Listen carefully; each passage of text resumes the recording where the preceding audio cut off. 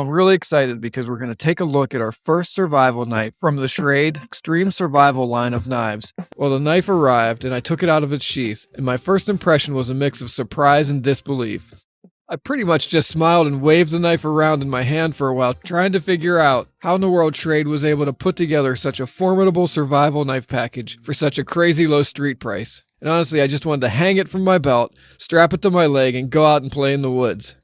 Well, I've been checking out this knife now for several weeks, and my initial enthusiasm hasn't changed. So the Schrade Extreme Survival SCHF9 is a fixed blade knife that has a fine edge, which means there's no serrations on this blade at all. SCHF9 is one of 3 primary designs from the current Schrade Extreme Survival lineup of knives. The other 2 designs are the equally rugged, woodsy looking SCHF3 that comes in a fine and serrated edge version, and the intriguing military styled SCHF2, which is made of one solid piece of steel including a waterproof barrel handle that can hold a nice bit of survival gear. The Extreme Survival SCHF9 has a 6.4-inch blade, a 5.7-inch handle, and a total length of just over a foot at around 31 centimeters. The Schrade Extreme Survival blade may be your ultimate survival knife.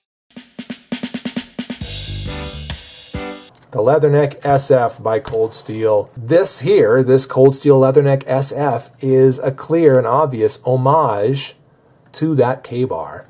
Why is it called the Leatherneck-SF? The leatherneck is sort of another word for the Marines who many years ago were required to wear these high leather things around their neck, these collars around their necks, and they became known as the Leathernecks. SF, of course, stands for Semper Fi.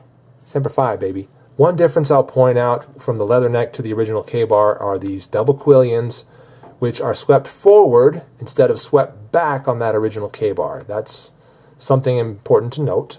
The idea there is better utility. Fingers get up there, they're not locked in a backwards position with pressure putting down on them, but rather they are still protected while giving a little extra room to move around and maneuver. Not a lot. Obviously, if you want to get some detail work done, you're going to have to sort of cheat and get your thumb over and around that thing and do your little detail work, okay? Still, it's going to be a very functional, very usable. The Leatherneck-SF is one of the newest and one of the awesomest things they've ever put out. And there you are, guys. That's my review on it. I'm the Late Boy Scout. We'll see you all later.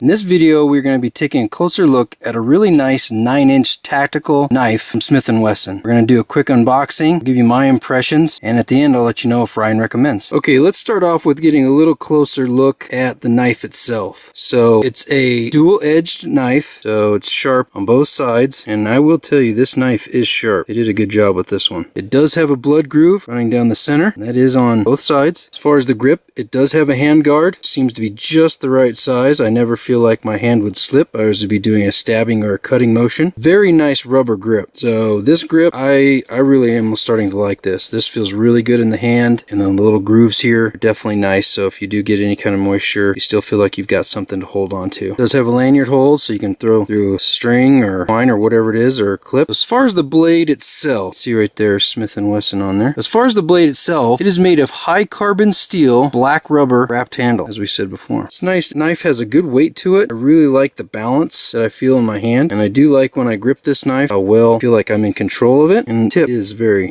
sharp. So far, I'm very impressed with this. Alright, thanks for watching. Today, I am super pumped to present to us the SOG Tech Bowie. All right, let's take a look at the handle here on the Tech Bowie. It's made out of Kraton, which is a good, pretty heavy-duty material, not as good as micarta or leather stacking, but it is really resilient to moisture and water, which is really good. So you got really nice aggressive checkering all along. You got finger grooves along the back bottom end here. You got these 2 little white stripes, just kind of give you a little flare, a little pop, which is awesome.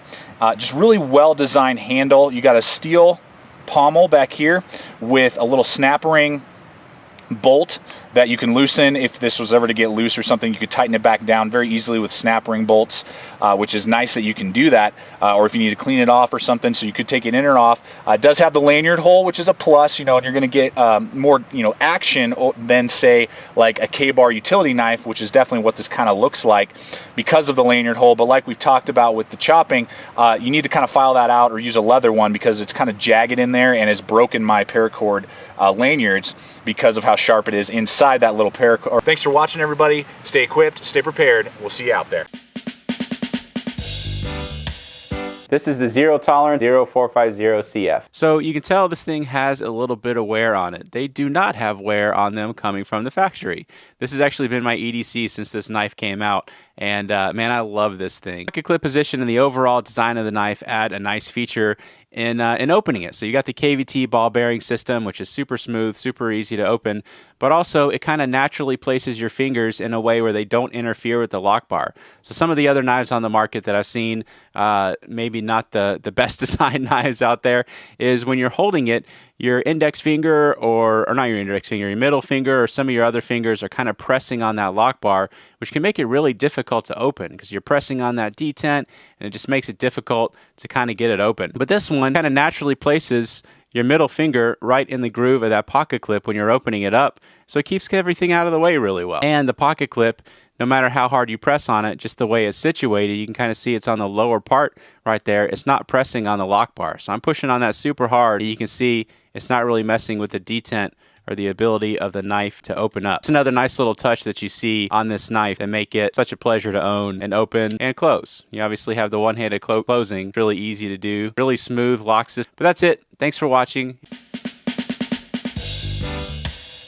The 511 Expert Folder is a full-size tactical or utility knife and offers superior strength and durability.